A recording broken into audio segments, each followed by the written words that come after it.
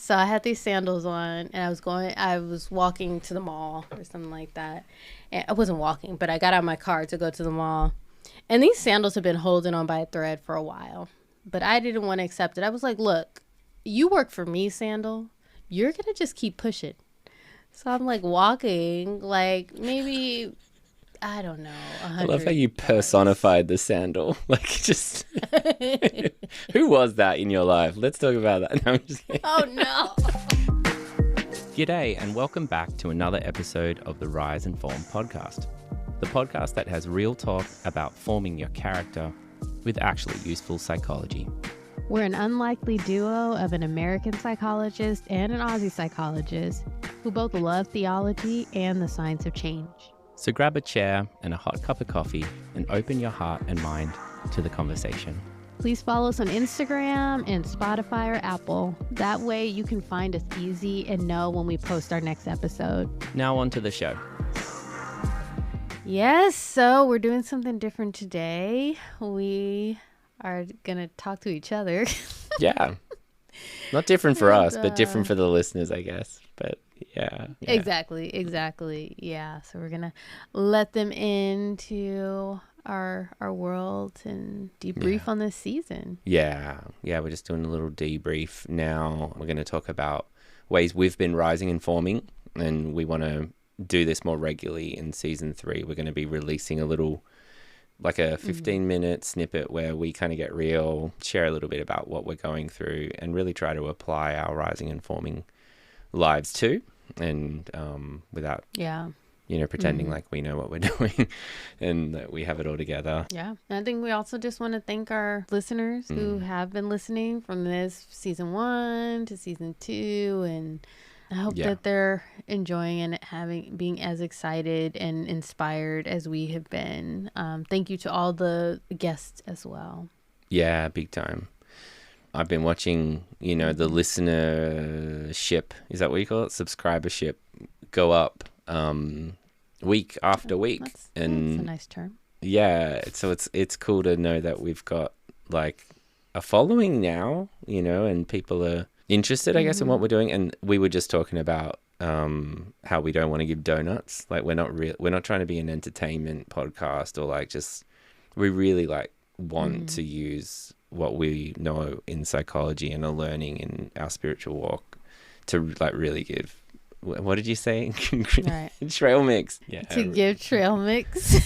A trail mix. But really good trail mix with the chocolates in it. Yeah, with the good stuff. Yeah, like something of real sustenance. And so, and there's so much rubbish out there. I'm just gonna say it. There's so much like pseudo bad, I don't know, just stuff like, hopefully we're giving something wholesome and useful. And that's our heart. And if it's not, then God help us. Right. Yeah. And we're so grateful for you listening and being a part of this journey with us, because you really have just been a part of a journey, us walking through this thing called Rise and Form. Literally. We're literally rising and forming right before your eyes, as we will talk about a little bit. Yeah. Individually, but also as Rise and Form. And look forward to season 3, where we'll talk about the fruit of the Spirit. Yeah. And we're really just going to talk to some amazing people and just have story time and an application too. So I'm super excited about that. We're already starting to record that. So where should we dive in? Where should we start? Well, just how are you? We can start with that. How was your day? I am grumpy. I had a grumpy afternoon. My wife had this like idea to go to this concert down at the local park, and they had just like a band playing and stuff like that. Oh, that's a nice idea. Yeah, and it's for 6. In theory, yeah. And I was like, but this is so funny. Actually, like I'm just gonna go into this because this is like all what I wanted to talk to you about anyway. Okay. I've been thinking about this whole idea of like trying to like not be so like uppity and tight and professional, because I think I am a bit that way. And then last night, if anyone ends up hearing this, I end up I come up with ideas when I'm like going to sleep, like literally like I'm almost asleep, and then I like start getting all these ideas, and then I start writing things down. And Oh my goodness, how do you sleep? it's just like the dump just before I fall asleep, and then if I've written them down, And then you can go to sleep. yeah, it kind of gets Oh, that's yeah, nice. it's like Okay. when my brain just slows down enough, and you've been on the receiving end of a few of those. Like I don't send them to you in the moment. But the next day I'm like, what is this gobbledygook? And then I send it to you, right? And it's like, okay, this is either just trash or like something useful. But I text myself last night because I was like, I don't know where to put this thought. Oh, this is such a long thing to say. No, go for it. Okay, all right. We can edit. Yeah, so. true. But so the whole thing is like I've been thinking about rise and form, and one of the things we talked about is maybe as we do this kind of like tea time debrief type thing, talking about like how are you rising this week, how are you forming this week, and I was thinking about the process of actually just doing rise and form has been probably one of the most subtly formative things for me, more than the conversations we've had with people. And it's just like the doing of this whole project, like the creative pursuit itself. And it's been like I've been harping on about and saying to you recently, it's been mostly unforming. What I've realized is I'm not very creative. I'm not very playful.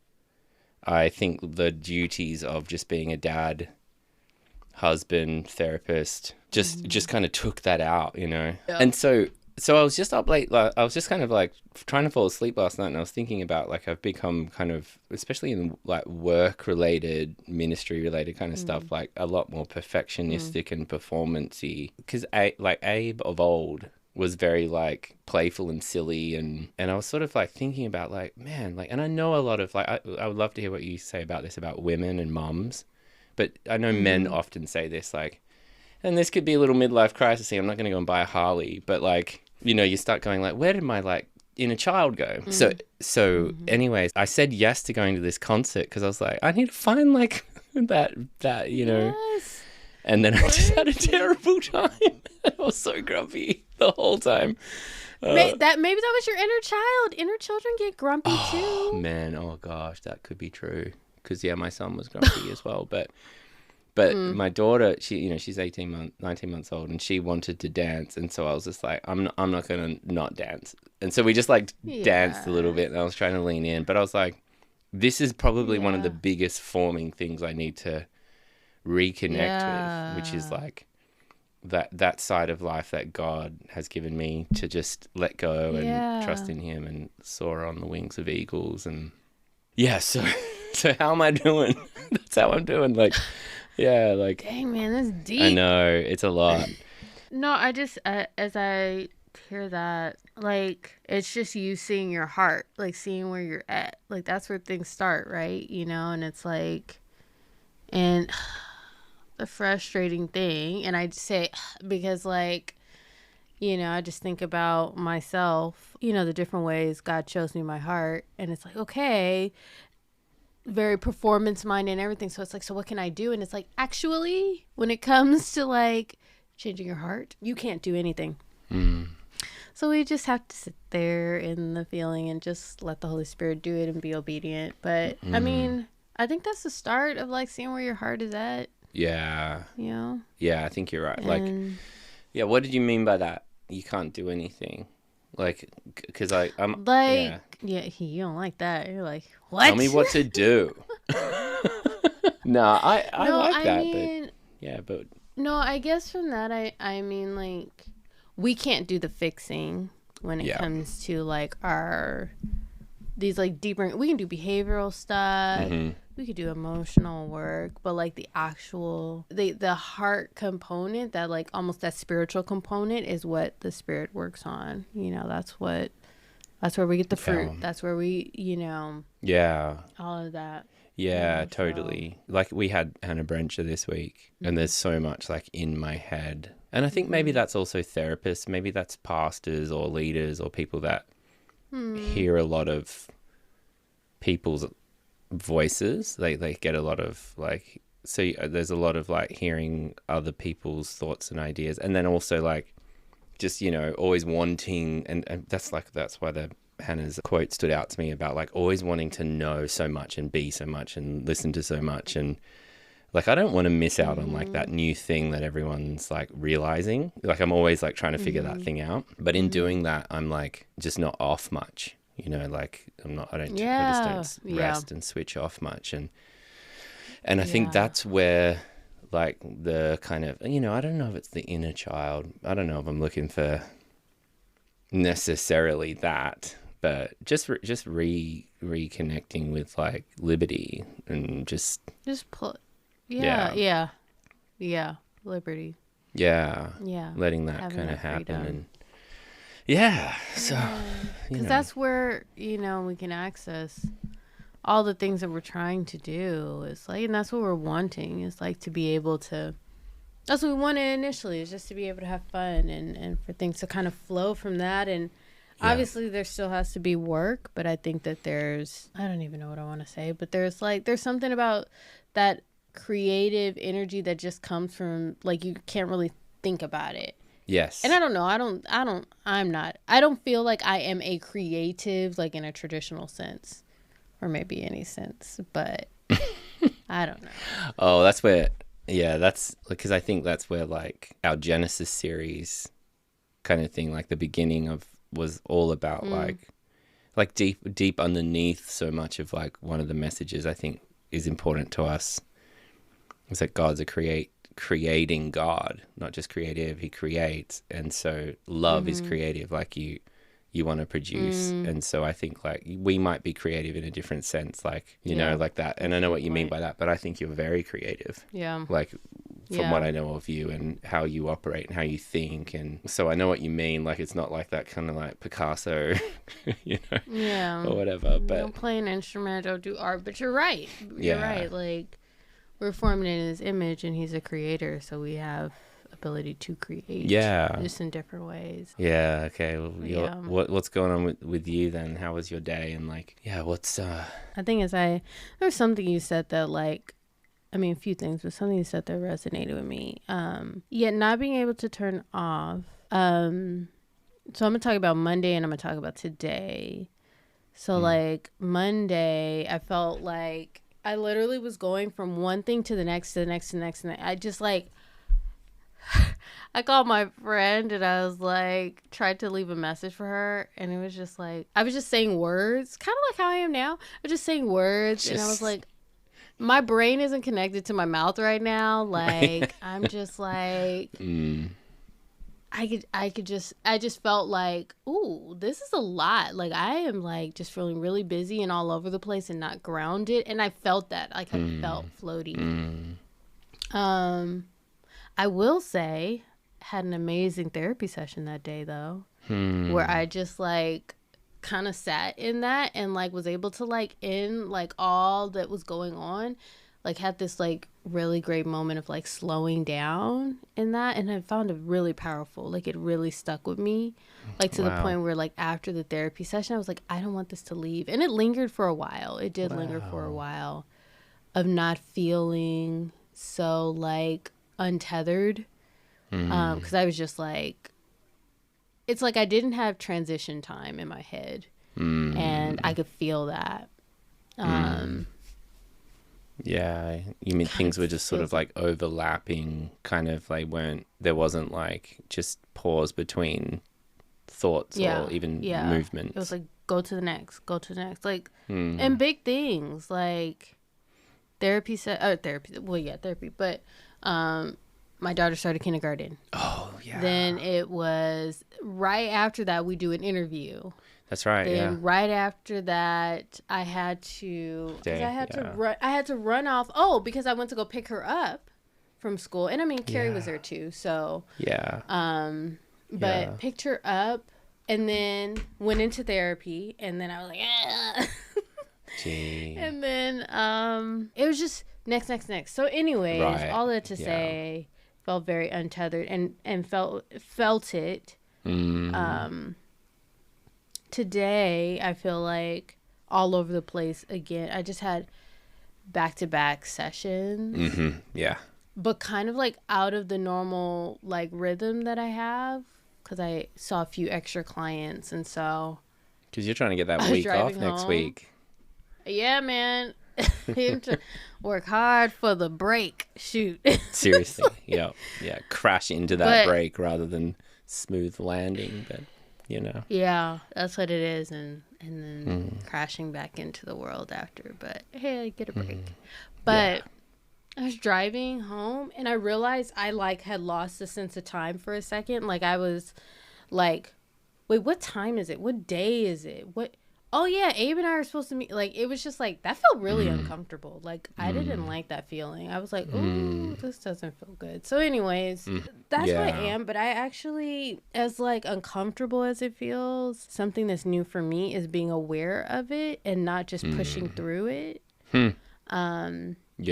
Being accepting of it and not pushing through it. And so I think that's kind of maybe one of my like rise and form journeys is like I'm one that's like I will just keep pushing through. I'll push. There's always a way to not get around something, but always a way to like push through something. Yeah. And don't be weak. Yeah. Come on, harden up. Weak. What you can't handle a few busy weeks. Right. Just, come on. Just effort. We laugh, but it's hard. Like so often like what you feel, isn't it? It's like, why? It's like not that bad, is it? Like that's my inner monologue. It's like you got to like, work and pay bills and raise the kids and do all the things. It's not that bad. And then you're like, oh my gosh, it actually is. It kind of is a lot. Like it's simple. Yeah, it's simple. You could do more. Yeah. Man, yeah. But I don't know if I told you the story about my flip-flop. Did I tell you my flip-flop story? No. My sandal story? No. So I had these sandals on and I was walking to the mall or something like that. And I wasn't walking, but I got out of my car to go to the mall. And these sandals have been holding on by a thread for a while. But I didn't want to accept it. I was like, look, you work for me, sandal. You're going to just keep pushing. So I'm like walking, like maybe, I don't know. I love how you personified the sandal. Like just, who was that in your life? Let's talk about that. No, I'm just kidding. Oh no. Who works for you? Who's trying not to work for me that I'm trying to get under submission? Yeah, right. I don't know. I might think about that, therapist. No. That's not my style. That's too psychoanalytic. Anyway, yeah. But no, I had the sandal on and it was like coming loose and I was like, I just need to run a quick errand. Let me just run in here real quick. I'll come back. I'll change my shoes. And I'm walking and literally like the sole rips off. But I still have like the actual like fabric. I keep walking. Oh, Jay. And then the strap of the sandal rips off, and so I'm like sliding my foot. I'm still trying to walk. I'm like, all I gotta do is like go. I don't even remember what I wanted to do. I just had to like return something. Yeah. And I was like, and then there was just this moment where I was like, Aundrea, just stop. And just like turn around and go home. It's just not gonna happen today. This is not meant to be. And it really actually felt very spiritual. It did feel like something God was trying to tell me of like, you need to just like stop. Like sometimes things aren't working for a reason, or sometimes like it's not just sheer willpower that's going to get you through something. And I don't always like to accept that. And I do like to push myself harder than I need to. But I think one area where, I know God is trying to form me is like in that, the trust and the acceptance. Yeah, wow. You're parenting yourself in that way there, aren't you? Like, if you ever saw your kid just pushing through with a broken sandal, you'd be like, hey, let me pick you up. Let's go home. Like, we don't need to do that today. Like, wouldn't you just be so much more empathetic? And so why do we... Like, I actually, like, that makes me sad, like, just hearing you say that, because I'm like, but also glad that you just, like, listen to the Holy Spirit and to yourself and to your limits and just were like, actually, let's call it, I love that. Like, I think we could do that so much more. And then we can show up for things that also matter, because I think if we keep going, and this might be a little bit like what Mandy Sheen was talking to us about, but you just keep going and going and going, you're going to end up cancelling on something important, you know, where you should have actually given yourself some energy on the back end with other things, and you'll cancel on like something that really matters to you. So I love that you've been thinking about that. One of the things I always tell my clients, or like kind of talk about with my clients, is like, they go, but if I rest too much, or if I chill out too much, or start like taking the gas pedal off, won't I just get lazy or something? And I actually, before I say like what I think about that, like what comes up for you when I say that? It didn't fully form yet, but like I have heard that before.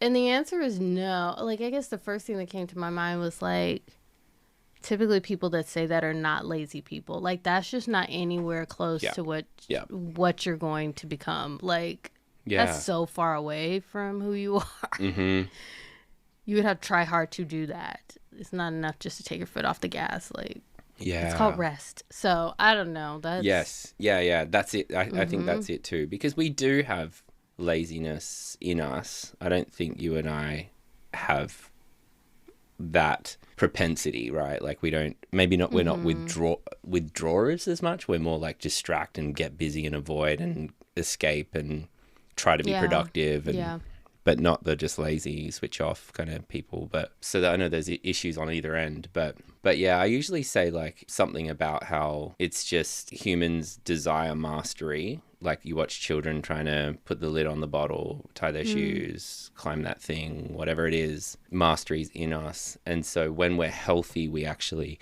master the right things. And when we're well, we want to achieve. Like, achievement is a part of us. Like, we want to, like you said, what did you say? Submission. Like, we want to dominate. Like, we want to dominion over the things that we can have dominion over. Yeah. And that's like so psychological, like the idea of mastery. And so like, I think, don't worry about that. Like, if you think like, oh, but if I rest, I might become lazy. It's like, no, your drive for mastery will just get more refined. That's true. Yeah. Yes. The innate drive. Like, But yeah, it's funny because it's like, now I'm realizing I'm like not actually like taking my own advice about so much of this stuff. That's what's been like hitting me. That always happened. Oh, totally. Yeah. I didn't think I was a performance-y person. But it's funny though, because I'm a 3 on the Enneagram, and I was like, I guess I kind of do know that.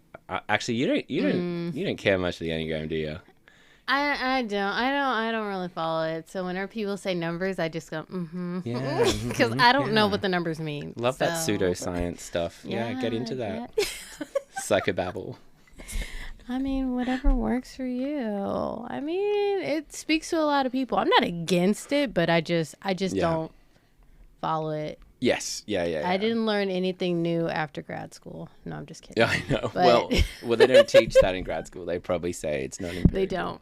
But they don't. No, they don't. Yeah, that's right. But we have a friend, don't we, who loves the Enneagram. So it's like, I think of her as we're talking about this, and I'm like, yes. Well, there is face validity, is what they would say about it, right? Yes. Hey, you're right. It is. Yeah. I was wondering, for you, what has been your favorite episode?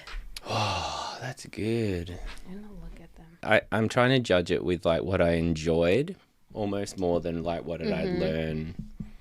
Yeah. Because I would say like one of the most enjoyable podcasts that I really just loved riffing and just talking to was Nina Wallace. I just, man, like, she's just got that kind of like joy and peace about her, you know. Like, she was talking about how she's meditated on Psalm 34.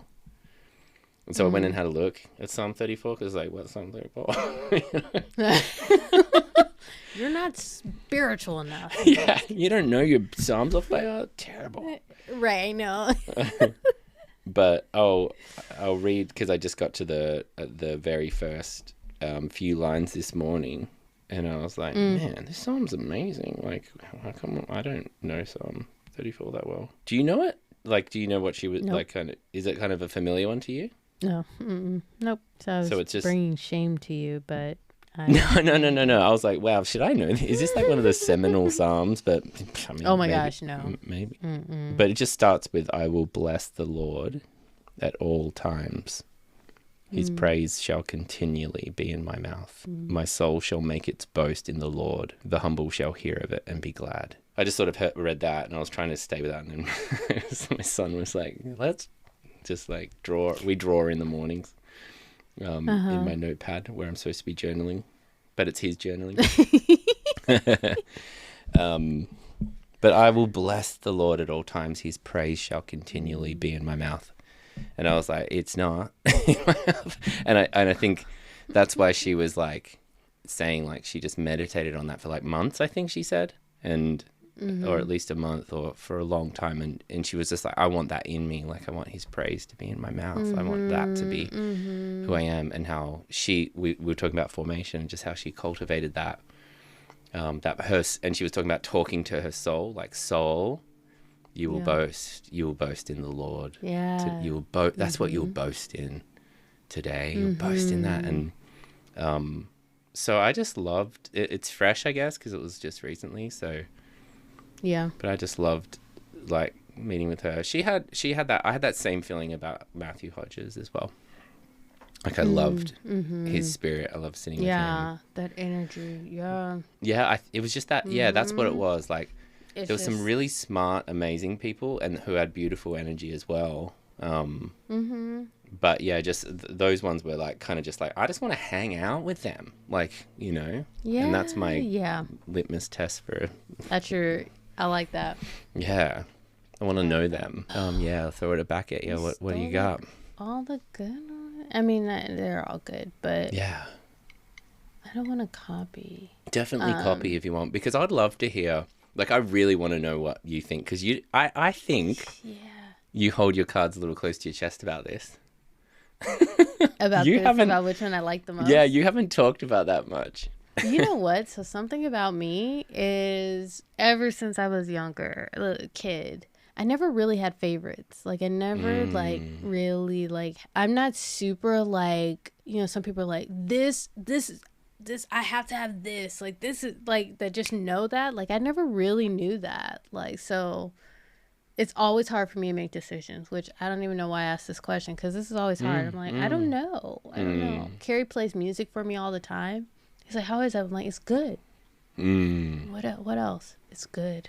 Do you like it? Which is your favorite? They're all good. Which is kind of like the ultimate partner, really, because it's like, okay, great. Like, I guess they're all good. It's what you really want to hear.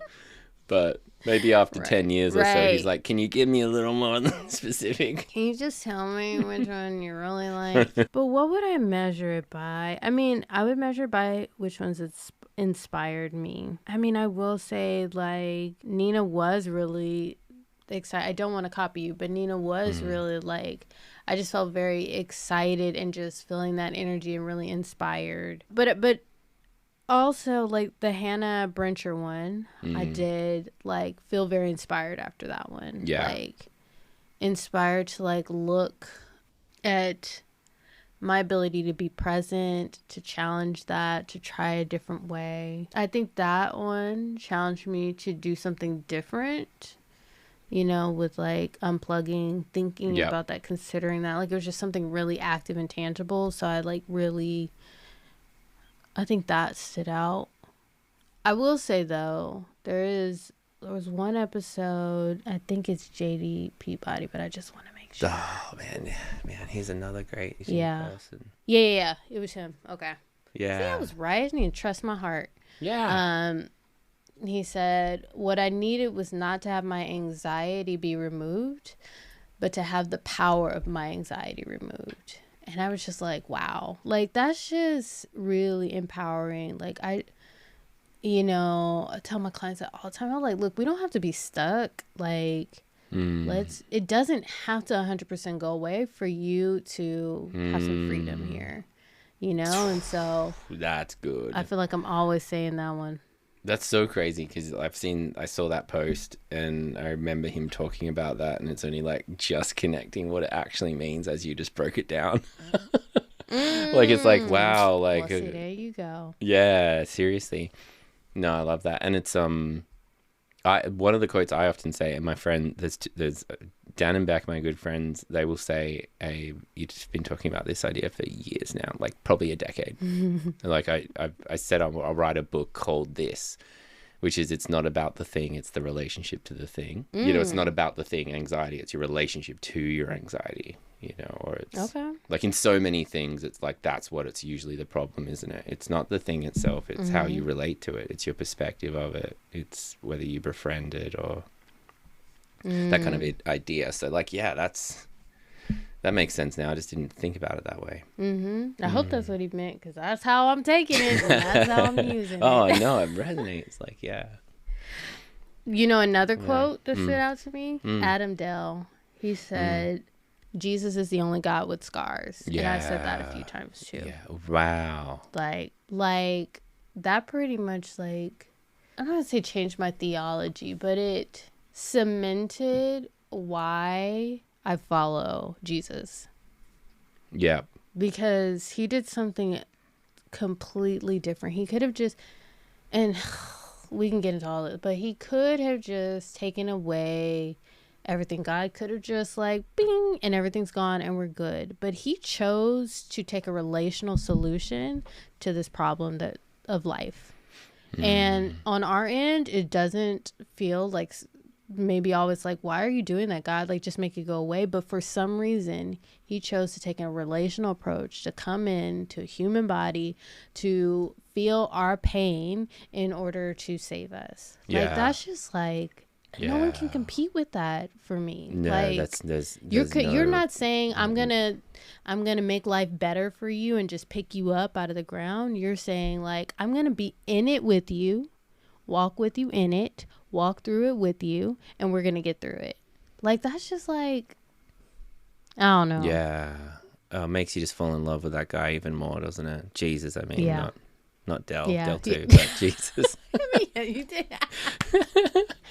But it does, doesn't it? It's like, man, like, no, you're right. And it's so, and like, as you say, like, he chose, I'm like, he is, you know, like that, it's who he is. Like, he doesn't do those things strategically necessarily. He is that. He is the servant king.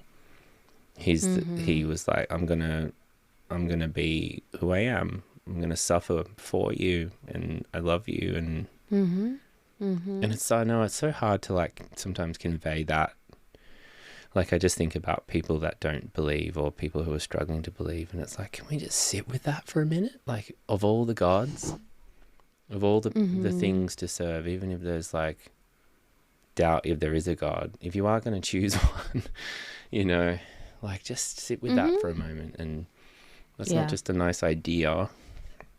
That's crazy. That's wild to think, like, there's a King of Kings, creator of all the earth, everything that exists, who would die on the cross for us and take the blame.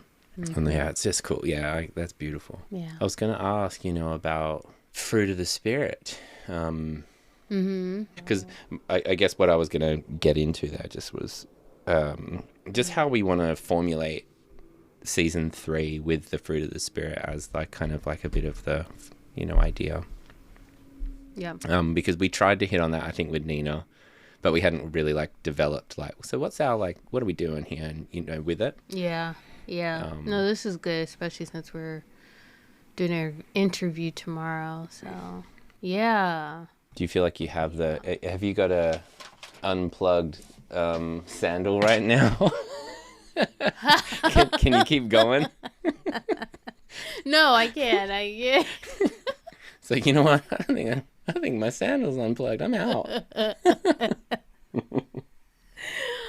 Oh, man. Oh, that's great. I think I just found the title of the episode. Yeah, I know. That's it. Unplugged your sandal. It's a different type of unplugging. Right. No, it wasn't unplugged though. That's the worst. Is that what you call it in America too? Like when it comes out, we call it like, oh, I got unplugged. I got deplugged or unplugged.